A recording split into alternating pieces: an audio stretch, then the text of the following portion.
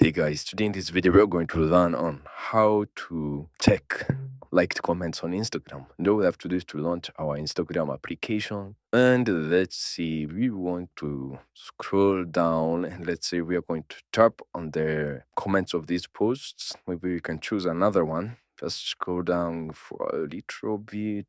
Let me tap on the comments of these posts and then let's say I like this post. All you have to do is to long press on the liked, and then as you can see, we can see the people who have liked comments on the Instagram application. Another thing, if you want to check the people who've liked the posts, we can still like the post of this profile, and then we can actually long press, tap on the like cell, and from there we can see the people that have liked that post. And thank you guys for watching this video. Please do like, share, and subscribe, and I'll see you guys on the next video.